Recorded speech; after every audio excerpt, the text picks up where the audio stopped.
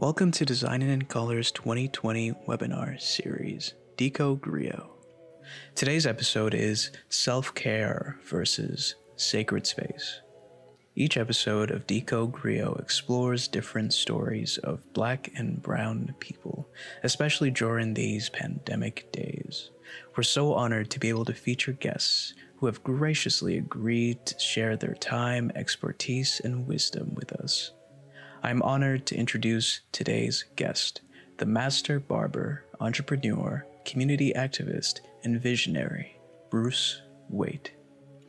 Bruce is the CEO of Rooted OKC, an inclusive barbershop community and cultural space.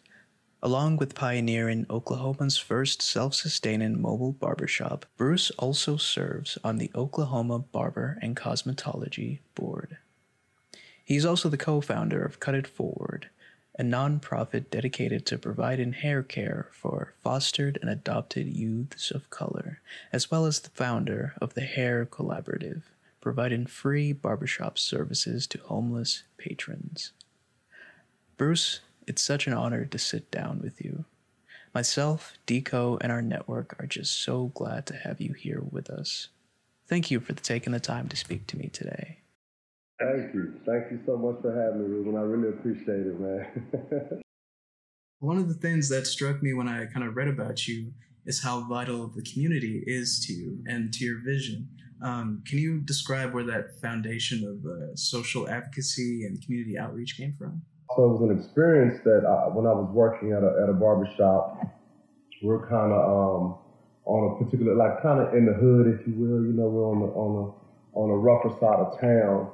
And this gentleman that owned this barbershop, he was expanding. He was, building new shops, and he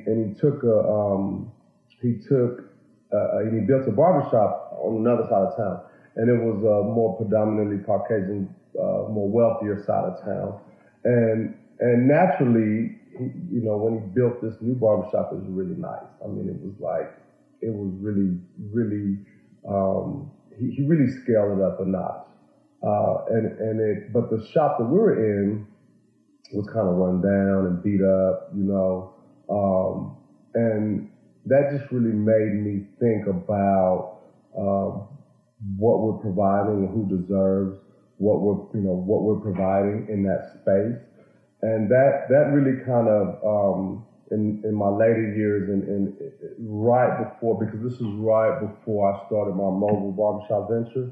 But it just struck me as odd because I felt like if anybody deserved a really great space, it was the community that we were serving, because it was kind of an underprivileged, privileged community. And if you have the resources to do something nice, I don't know, and I just felt like they deserved it more. But I understand it in business, right? I get it. If you're going to go, you can't go to the rich side of town with a shabby business and expect to make money. But for me, I've never really looked at money like that and making money like that. I want to do what's right for people, And so that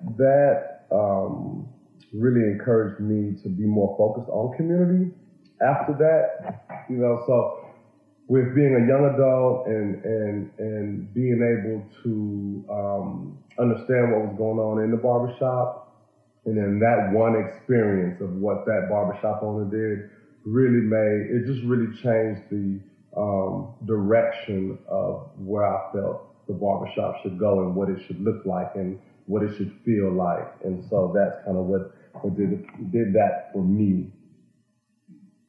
Have you seen any kind of up-and-coming barbers kind of responding to what you've been doing? Like aesthetics-wise, I see that, but I don't think that they're really in tune with the community like that.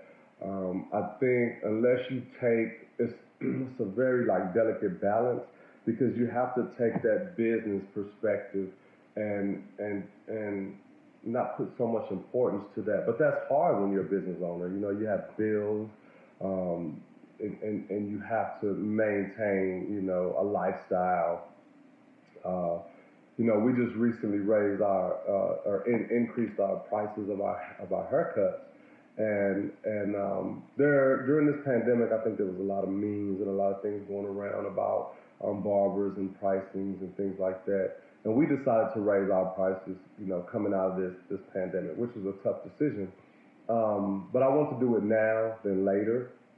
And I think sometimes as barbers and barbershop owners, we struggle with that because we don't want to exclude anyone, right? And that's my main thing. I didn't want to exclude anyone from that, but I think still to make it fair, we want to keep it fair. But a lot of business owners, they don't care about that. They don't care about being fair or how that affects their community. I don't want my prices to stop any familiar face from coming back in there, and so that's something we have to deal with. So I don't really see a lot of other barbershop owners or barbers too much being engaged with community activism in a sense, but business-wise, they've definitely taken a look at what we're doing and kind of, change the game a little bit. So I'm so interested in how you kind of made this, was it a lanyard and turned it into a barbershop space. I think that's really cool. Like, at what point did it become a barbershop? Like, what was the layout that made it officially a barbershop? How do you define what a barbershop space is? I think whether it's a mobile barbershop or a brick and mortar shop, I kind of look at it like almost like a marriage, because I'm getting ready to get married. We were actually supposed to get married in April, and it got postponed because of this whole COVID-19 thing. It was a destination wedding, so marriage's been on my mind a lot lately. And when you ask that question, I think about it's one thing you have to go down to your courthouse and get a marriage license to make it all legal, right? But that's not what makes a marriage, There's so many different key ingredients to make a happy marriage. So I think about that like you have to be licensed first, right? So you have to be in your legal, rights to own a mobile barbershop and all the things that come along with that. So that's one thing. Because you have some people that would just, they're good. I remember a long time ago when I first got into this industry, there was a brother on YouTube, and I guess, excuse me, he couldn't acquire his license. And he finally was just, he was telling his viewers, he said, well, God gave me my license, and so, and I really dig it, I dig it, but you have to be, within those legal boundaries, I guess. So that's one thing. I think the other thing is community, with the mobile, both the mobile, because right now I'm currently just doing like events and things like that out of the mobile. Whereas before I was using it every day. We had 5 different locations that we would go to weekly, and that was like a rotation every week. I think when the community misses you, when you're absent, it kind of shakes the foundation of the community. Things just aren't the same any longer. I think that's when it's official. When you merge with the community that you're in. And that's what was crazy about, out of all the research that I did, everything in anticipation to opening the mobile barbershop, because it was brand new. It had never been done here in Oklahoma. I was the first one to do it. I never thought about how many different communities I would reach, and I understand that barbershops are next to the church when it comes to the foundation and the cornerstone of a community. I've always understood that. But I was so wrapped up in the business and not flopping that I wasn't thinking about community at the time. I was more just thinking about the business, like, okay, I've put in so many hours of sweat equity, like, I can't allow this thing to fail. So that was the beautiful thing about that, is that before working in a barbershop, and even now I see it back in my own brick and mortar, that you become the cornerstone of one community, of that community that you're grounded in, right?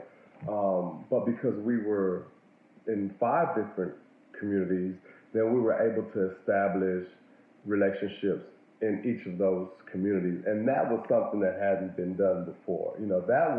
That made me open up my eyes and really say, wow, like, this thing is really needed more than we understand, and it really pulls people to, pull them together. And so so I think community is really what makes a barbershop, and because there's so many levels to it. But if you don't have the support and if you're not engaged with the community, if when your doors are closed, if they don't miss you, if they didn't miss you during this COVID, when they shut, everything, if they didn't miss you, that's a problem. Yeah, it's a problem, and you're probably not truly engaged with the people that live in your community.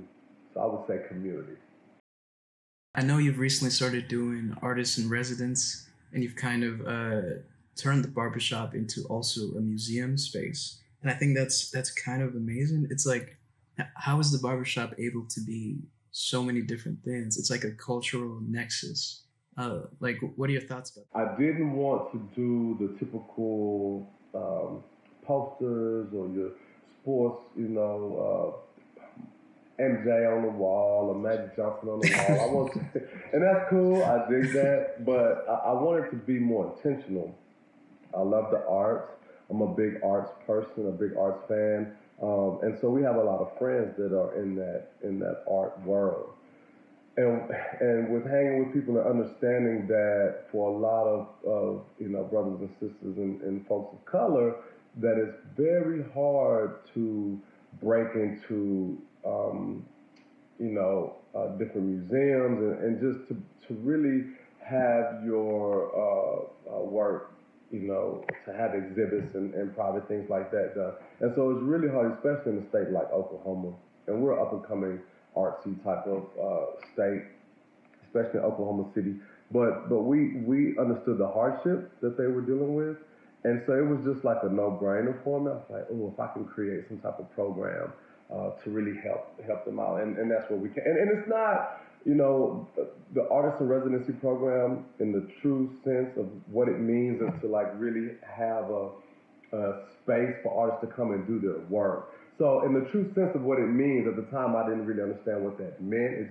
I've heard it before and I was like, oh, and it was really cool sounding. But we learned later that we weren't running a true artist in residency program. so that's okay. Yeah, that's okay. But we've been able to have local artists come in, showcase their work. They get the entire space. So whatever they want to do, they get the entire space. They get 100% of the profits. So anything that is for sale, it's all theirs. We don't take any money. And we typically invest, quite a bit. I won't say quite, but we invest some money into them. Things we do like artist talks where we invite the artists out and we throw big parties and stuff like that. So we do things for the artists, social media stuff, on our website. So we really promote the artists to try to get them a little bit more exposure that they may have not had or that type of opportunity.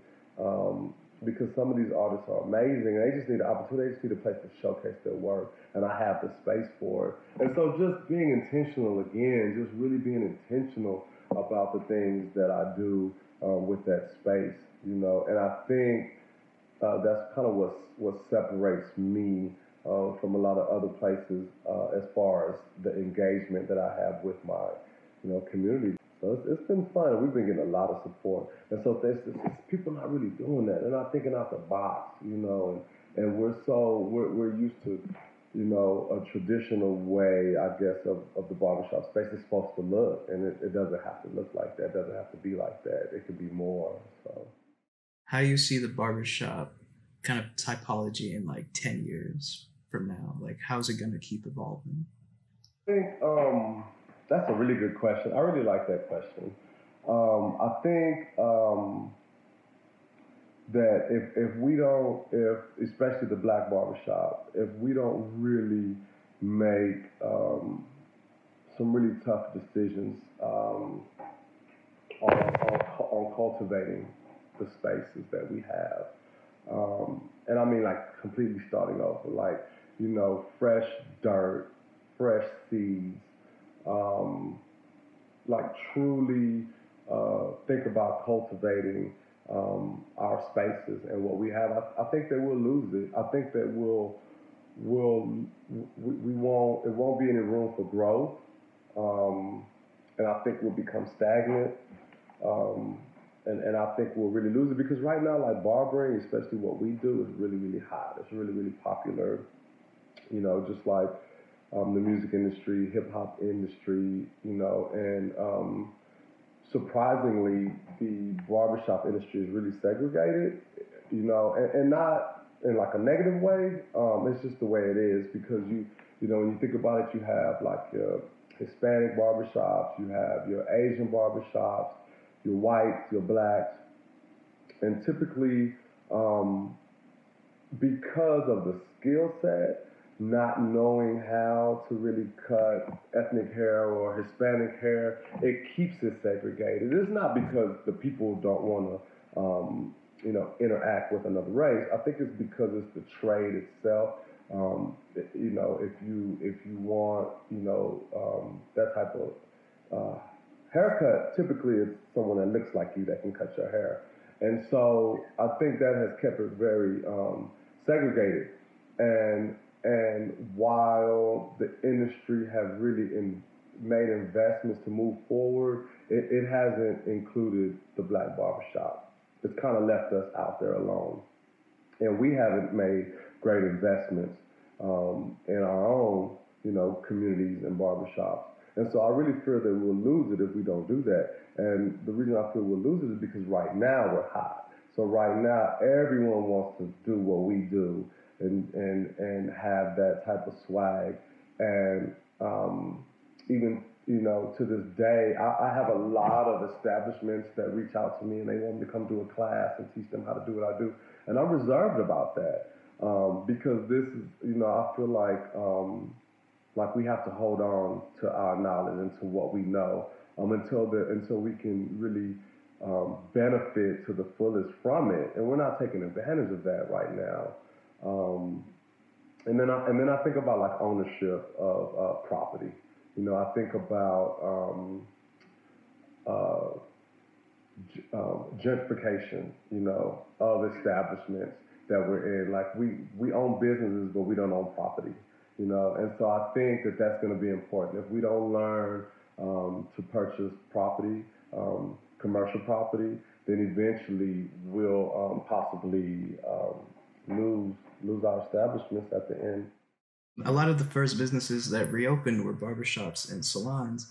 And a lot of people, and, you know, considering that they're so important to the Black community, a lot of people were kind of nervous and skeptical that, like, why are those spaces the first to open up? You know, is it kind of racially motivated? Is it financially motivated?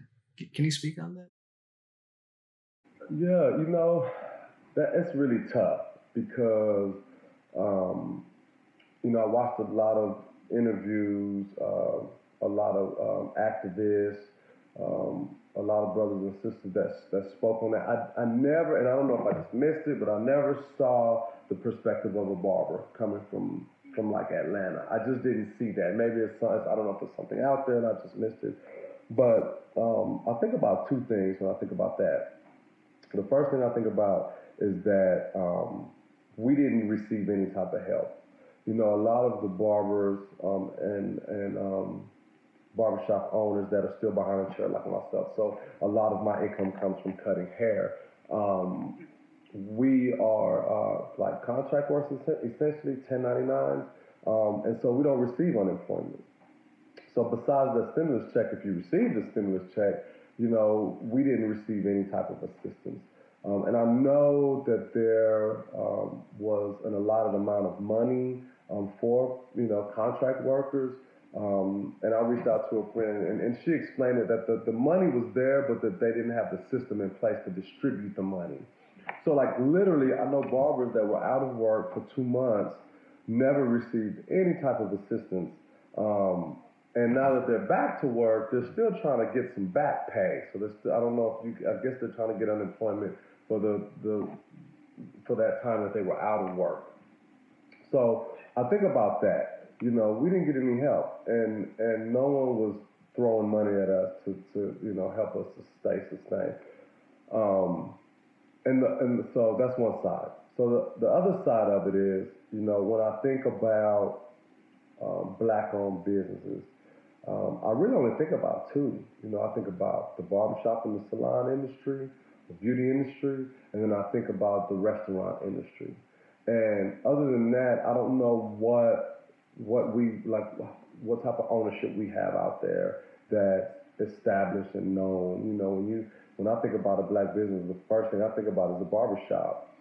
And so I don't know, I don't really necessarily trust the government. I don't know if I should say that or not, but I really don't. But on the barber perspective side, like those guys were hurting, man. They were ready to get back to work. And I don't think many barbers really looked at it like that.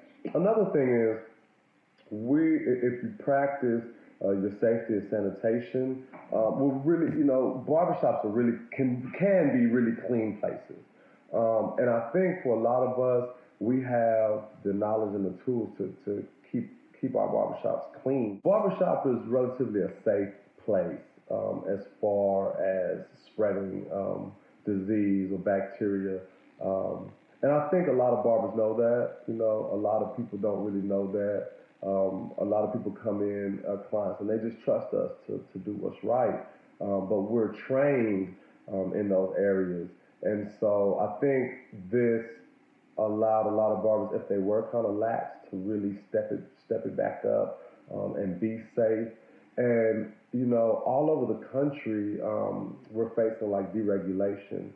And so I think this was kind of our moment to shine, to come back and to shine and show people that that we have safety measures and that we're, gonna protect our community. And so when you see those perspectives, it's hard to tell somebody not to go to work when they're not receiving any type of assistance, and you have so many single, sisters out there that are, stylists, and they don't have any assistance, nothing coming in. They have to feed their families. So I was proud of us getting back in there. I think a lot of barbershops here locally waited about a week or so before they opened up. Some opened up immediately, but everyone took extra steps to keep the establishment safe.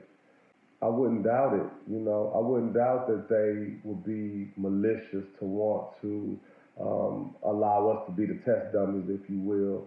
I don't doubt it.